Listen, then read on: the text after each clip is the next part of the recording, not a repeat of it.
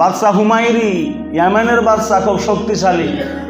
একটা আমরা শুনেছি যে কাবা শরীফ ভাঙতে গিয়েছিল আবরাহা, আর এই হুমায়রি বাদশাহ খালি পরিকল্পনাটা নিয়েছিল। জি, আবরাহার তো খেলটা ওখানে খেলে দিয়েছিল আল্লাহ পাক, আর এই বাদশাহ কি করলো, খালি মনে খালি পরিকল্পনা করলো যে কাবাটাকে উড়িয়ে দিতে হবে, এই নামি দামি মসজিদে রাখা যাবে না। আপনি যদি খুব নামি দামি হয়ে যান, তো কতগুলো ছেচ্চর আর বাটোয়ার আছে, ওই নামটা আপনার আউট করে দেওয়ার জন্য খালি লাগিয়ে থাকবে। খালি কী করে একে ফল্টে ফেলা যায়, কিন্তু আল্লাহ যাকে ফেলাবে না, ও কেউ ফেলাতে পারবে না। দেখবেন পৃথিবীর মধ্যে যদি আপনি নামি দামি হয়ে যান, ব্যবহারে, আচারে, কাজে, কর্মে, বিভিন্ন রকম উপায়ে, উপায়ে, তো দেখবেন যে আপনাকে কি করে খালি শেষ করা যায়, এরকম কিছুটা বাটোয়ার পৃথিবীতে থাকবে, আর নালায়েক পৃথিবীতে থাকবে। পৃথিবীর মধ্যে নামি দামি কাবা শরীফকে হারিয়ে দেওয়ার জন্য, মিশিয়ে দেওয়ার জন্য হুমায়রি বাদশাহ পরিকল্পনা নিয়েই নিল। যাবে এবার মসজিদটাকে ভাঙবার জন্য, যাবে লক্ষ লক্ষ মানুষকে নিয়ে যাবে।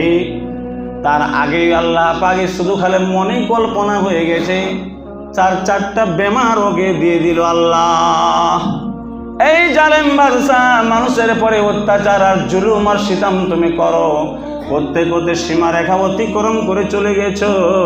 এবার আমার ফেরেশতাদের নির্মাণ করা মসজিদকে তুমি ভাঙতে যাবে, তার আগেই তোমার খেল আমি খতম করে দেব। কি করলো আল্লাহ? আগে সর্বপ্রথমে ওকে একটা ওষুধ দিয়ে দিল। ওষুধটা হচ্ছে পেশাবের রাস্তায় রক্ত।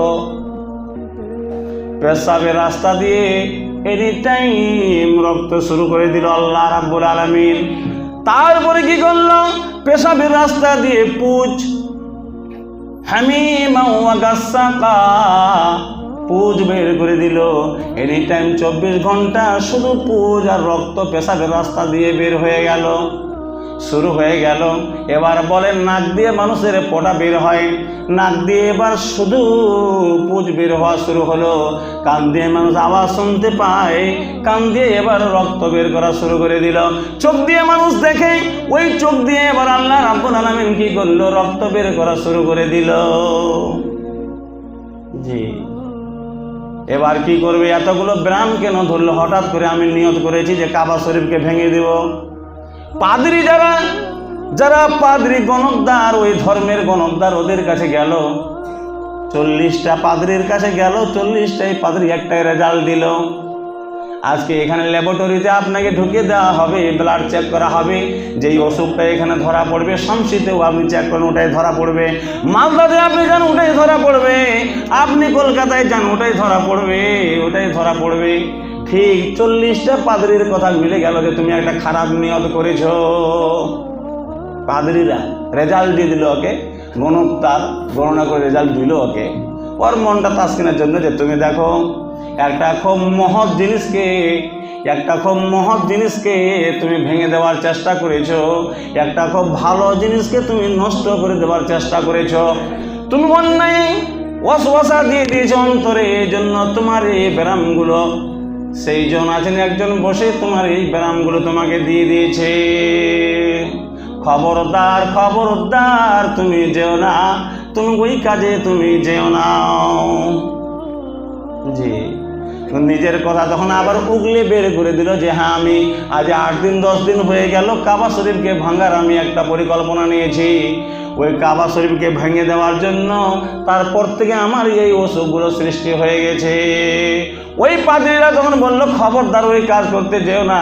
এখন আপনি গোটা ভারতবর্ষের মধ্যে দেখেন, গোটা ভারতবর্ষের মধ্যে যারা ভালো ভালো বিজ্ঞ ঠাকুর, যারা ধর্মগুরু হিন্দুদের, যারা বৌদ্ধ ধর্মের গুরু, যারা ঈসাই ধর্মের গুরু, খ্রিস্টানদের গুরু, ওদেরকে আপনি জিজ্ঞাসা করেন, নেটে আপনি দেখছেন ওরা পরিষ্কার নবীজির সাক্ষ্য দিচ্ছে, আর পরিষ্কার মসজিদের সাক্ষ্য দিচ্ছে, আর পরিষ্কার বাইতুল হারাম কাবা শরীফের সাক্ষ্য দিচ্ছে, আর পরিষ্কার আল্লাহ রাব্বুল আলামিন যে এক অদ্বিতীয় সাক্ষ্য দিচ্ছে। ভালো মানুষ ওরা, জি, সাক্ষ্য দিচ্ছে ওরা।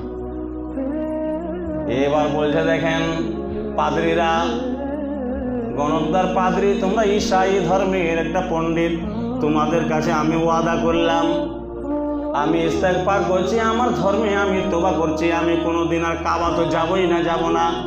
কাবা শরীফের এরিয়ায় আমি পা দেব না, কিন্তু একটা ভালো নিয়তে আমি পা দেব।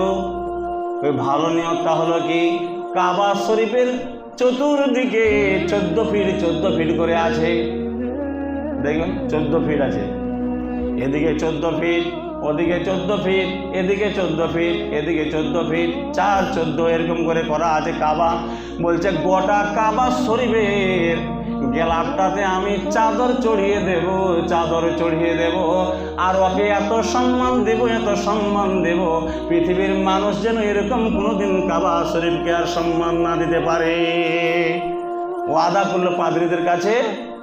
ওরা তখন ওখান থেকে সৈন্য সামন্ত নিয়ে আনন্দ সহকারে এই নিয়তিটা মানলো। কাবা শরীফের গেলাপে দেখবেন, যারা হজ করতে যায় তারা নেটে দেখে, দিয়ে দেখবেন যে কাবা শরীফের চতুর্দিক দেওয়ালটাতে একটা করে গেলাপ চড়া আছে, সোনালি পাইন দিয়ে গেলাপটা লাগানো আছে। উনি লেগে গেছেন, তার নাম হচ্ছে হুমায়ুনি বাদশাহ। আজও পর্যন্ত ওটা আছে, কিয়ামত পর্যন্ত ওই হুমায়ুনি বাদশাহ চাদর চড়াই থাকবে। সুবহানাল্লাহ। তাইলে একটা ভালো মানুষ, খারাপ মানুষ যখন একটা অন্যায় যেতে চাইছিল, আল্লাহ পাক ওকে একটা আজাল দিয়ে দিল, তারপরে ও ব্রেক করে দিল, ব্রেক।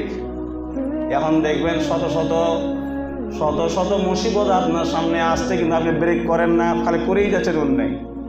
যে কোন ও বুঝতে পারে না যে আল্লাহ আমাকে এটা পরীক্ষা করছে, আমাকে এই কাজটা হয়ে গেল, আপনি ব্রেক কষে দেন যে না আর আমি অন্যায় যাবো না। আমাকে এই মারিচটা দিয়ে দিল, হতে পারে এই অন্যায়ের জন্য এই মারিচ অসুস্থ আমি হয়ে গেছি, না আমি আর যাব না। এই ব্রেকটাতে আর পা দেওয়া যায় না। খালি এখনকার দেখবেন কিছুটা মানুষ পিক আপটা লাগিয়ে রেখেছে গেলে অন্যায়ের, ওই চল কত হয়েছে, তোর দৌড় শেষ হয়ে যাবে একদিন। যে ব্রেক কষে দিল, ওখানে গেল না, আর কাবা শরীফে গেল না। তারপরে এবার ধাবিত হলো, কথায় শুনে ওই বাদশাতার ঘটনা ধাবিত হয়ে গেল মদিনার বুকে। সারা ইতিহাস ঘেঁটে আপনি দেখবেন, সারা পৃথিবীর চাইতে উন্নত মানের দেশ আর উন্নত মানের গাঁও গ্রামগুলো মদিনাতুল মুনাওয়ারা। এই মদিনা মুনাওয়ারার মানুষরা মানুষকে সহযোগিতা করে, কোনোদিন অন্যায় করে না। এরা কোনো কারণবশত ওর বেটাকে হত্যা করেছিল। ইসলামের একটা সংবিধান আছে না, যদি কেউ কাউকে হত্যা করে দেয়, ওকে হত্যা করে দাও। আপনার চোখ ফুঁড়ে দিয়েছে কেউ, তো ওরও চোখ ফুঁড়ে দাও। বলে আইনু বিল আইনে ওয়া নাফসু বিল নাফসি, কিসাস। এবার বলছে হুমায়ুনি বাদশা যে মদিনায় চলো, ওখানে ভাঙতে গেল, মদিনা ভাঙতে গেল, মদিনার মানুষকে নির্মমভাবে মারপিট করলো। এবার ওই মদিনার আলেমলামাকে আমার কানে কানজাক দিল, শোনেন আপনি একটা ফাঁড়াতে বেঁধেছেন, আবার যদি আপনি মদিনার পরে হামলা করেন তাহলে শোনেন আপনার চিত্রটা শেষ করে দেবে আল্লাহ। এরা শুধু খালি আল্লাহর উপর বিশ্বাস, এরা শুধু আল্লাহর উপর বিশ্বাস।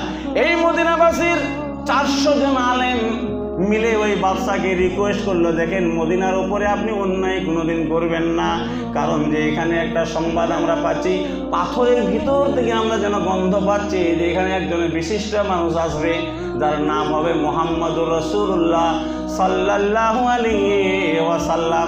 আর এখানে ওর ঘর হবে, এখানে ওর বাড়ি হবে, আর এখানে ওর কবর হবে, আর এখান থেকে বসে বসে সারা পৃথিবীকে শান্তির বার্তা পৌঁছে দেবে। অতএব এই মসজিদটা, এই মদিনাটা খুব সম্মানীয়, এই সম্মানীয় লোকগুলোকে আপনি কোনোদিন মারবেন না। জি, কথা বোঝা গেল যে মদিনা তারপর একটা হামলা। আজকে ভারতবর্ষের মধ্যে বাবরি মসজিদকে ভেঙে দিয়েছে। আপনি দেখেন ইতিহাসে সর্বপ্রথম যে কোদালটা আবার চোটটা দিয়ে দিয়েছে, এখন পর্যন্ত ওই লোকটা মুসলমান হয়ে আর চোখের পানি ফেলে ফেলে 43টা মসজিদ ভারতবর্ষের মধ্যে করে দিয়েছে।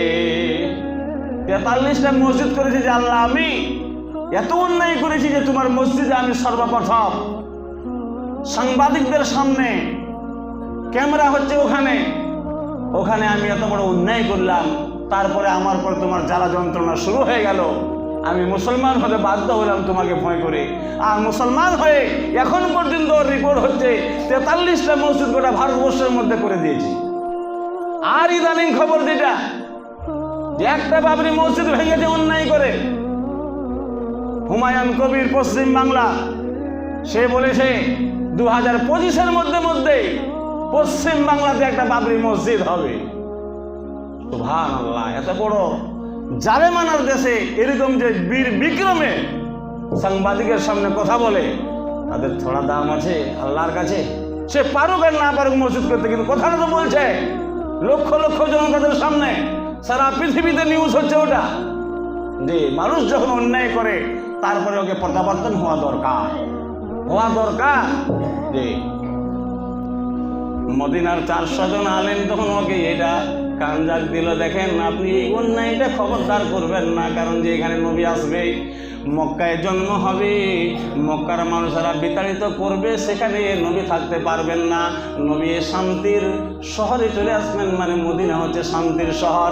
এই শহরে আমরা গন্ধ পাচ্ছি উহুদের পাহাড় থেকে, আমরা আরো গন্ধ পাচ্ছি কাইনুকার বাজার থেকে, আমরা পাথরের ভিতরে গন্ধ পাচ্ছি যে এখানে নবী আসবেন, এখানে তার বাড়ি হবে, এখানে তার স্ত্রী হবে, আর এখানে উনি সমাধি হবে, এখানে মারা যাবেন, এখানে তার কবর হবে। আপনি এখানকার জনবসতিদের উপরে খবরদার অন্যায় করবেন না। মানুষ বুঝবে না, বুঝে গেল, লোকটা বুঝে গেল যে ঠিক আছে, আমি তোমাদেরকে ওয়াদা দিলাম এখানকার 400 জন আলেমদেরকে 400টা বাড়ি আমি তোমাদেরকে করে দেব, আর কোনোদিন মসজিদ এই মদিনার উপরে যারা চোখ রাঙাবে, আমি বেঁচে থাকা সত্ত্বেও কোনোদিন কোনো বাদশা যদি চোখ রাঙায় তার চোখ জীবিত অবস্থায় তুলে নেব। খুবই শক্তিশালী ছিল হুমায়ুনি বাদশা, খুবই শক্তিশালী, এমন তখন ছিল আজকে যেরকম আমেরিকা, ওই দিন ছিল, সেই দিন ছিল হুমায়ুনি বাদশা এমন দেশে, যে 400টা আলেমের 400টা বাড়ি, আর একটা চিঠি লিখলো ওখানে যে আমি নবীকে দেখতে পেলাম না, মনে হয় আমি পৃথিবী থেকে জুদা হয়ে যাব, মারা যাব, কিন্তু আমি নবীকে হয়তো পাবো না। তো এই আলেমগুলো শোনো, আমি একটা চিঠি লিখে দিলাম তোমাদেরকে, তোমরা যাই বাজে থাকো না কেন নবীজি যখন আসবে নবীজিকে এই চিঠিটা তোমরা দিয়ে দিও, চিঠিটা দিয়ে দিও। কে বাঁচবে এতদিন? নবী আসার 1000 বছর আগে কে বাঁচবে এতদিন? কারো তো 1000 বছর বয়স নাই। এই চিঠি বিশিষ্ট লোককে দিতে দিতে দিতে দিতে নবীজির হাতে পৌঁছে গিয়েছিল। 1000 বছর পর ওই চিঠিটা নবীজির হাতে পৌঁছে গিয়েছিল, তো বাড়ি করে দিল ওদেরকে। আর একটা চিঠিতে লিখলো যে আমি, হে নবী, তোমার জন্য একটা ঘর নির্মাণ করে দিয়ে গেলাম মদিনাতে। আজও পর্যন্ত সেই ঘরটা আছে, সুবহানাল্লাহ। আজও পর্যন্ত মদিনাতে ওই হুমায়ুনি বাদশা ঘরটা এখনো পর্যন্ত আছে, যে বাড়িটাতে, যে ঘরটাতে এখন থাকছে আবু আইয়ুব আনসারী যে জান্নাতি, তার পরিবার সিরিয়াল চলে আসছে আস্তে আস্তে, তার পর্যন্ত ঘরটা আছে।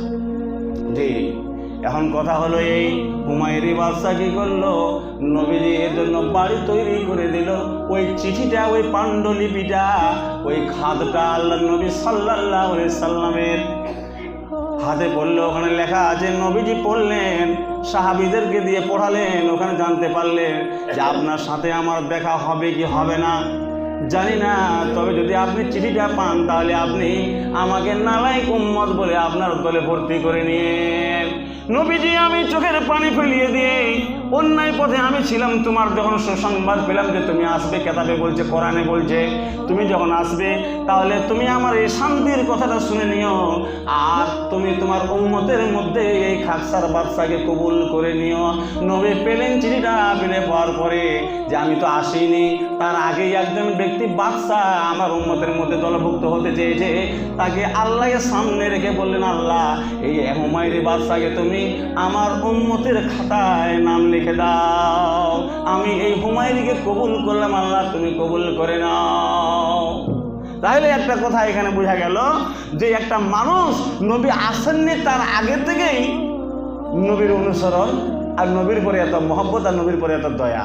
আর এখন বর্তমান যুগে নবীর সব কিছু দেখছে, চোখ কেমন হবে, নাক কেমন হবে, হাত কেমন হবে, পা কেমন হবে, সব কিছু মানুষ দেখতে পাচ্ছে নেটে। যে নবীর যে কপাল চোড়া হবে, নবী যে বাঁ হাতে খাননি ডান হাতে খেয়েছেন, আমাকে ডান হাতে খেতে হবে, নবী যে বাঁ দিকে থুতু ফেলিয়েছেন, আমাকে বাঁ দিকে ফেলতে হবে, নবী যে হারাম খাননি, আমিও হারাম খাবো না, নবী যে ভালো কাজ করেছেন, আমাকে ভালো কাজ করতে হবে। নবীজি মাদ্রাসার কাজ করেছেন, মাদ্রাসার কাজ আমায় করতে হবে। নবীজি মসজিদ ঝাড়ু দিয়েছেন, নবীজি মসজিদ ঝাড়ু দিতে হবে। এ সমস্ত চিত্র এখন ভাসছে, তথাপি জীবিত মানুষেরা নবীজির অনুসরণ করে না। এটাই আল্লাহ পাক বলছেন, কুল তুমি বলে দাও, ইন কুনতুম তুহিব্বুনাল্লাহ, আমার আল্লাহ আমাকে যদি কেউ ভালোবাসতে চায়, ফাত্তাবিউনি, তোমার জন্য ওরা মহব্বতগার হয়ে যায়। নবী বলে দাও সারা পৃথিবীকে, যারা আমার প্রেমিকা হবে, যারা আমার ভালোবাসা হবে, যারা আমাকে মহব্বত করবে, আমাকে মহব্বত করা লাগবে না, তোমার যাতে করে মহব্বত করে, অটোমেটিকলি আমার মহব্বত হয়ে যাবে। জি, আল্লাহর মহব্বত হয়ে যাবে। তা আল্লাহকে যারা ভালোবাসতে চাই আমরা, নবীর ভাই অনুসরণ করতে হবে, নবীর পাইরুকার হতে হবে, নবীর একবারে সংবিধানগুলো সব মেনে চলতে হবে, মহব্বত রাখতে হবে। আর একটা কথা বললাম, আজকে এই মসজিদের আপনি ঝাড়ুদার হয়ে যাবেন, আপনি মনে করলেন 100% যে আমি কাবা শরীফকে ঝাড়ু দিচ্ছি। আজকে এই মসজিদের জানলা দেবেন, আপনি মনে করলেন যে আমি কাবা শরীফ বাইতুল হারামের জানলা দিলাম। আজকে এই মসজিদে দাঙ্গা হয়ে আছে, দরজা নাই, আজকে আপনি একটা দরজা করে দেন, আপনি ভাবলেন 100% নবীদের হাদিসটাকে সামনে রেখে আপনি বাইতুল হারামের একটা দরজা দিলেন। আল্লাহ যেন আমাদের সকলকে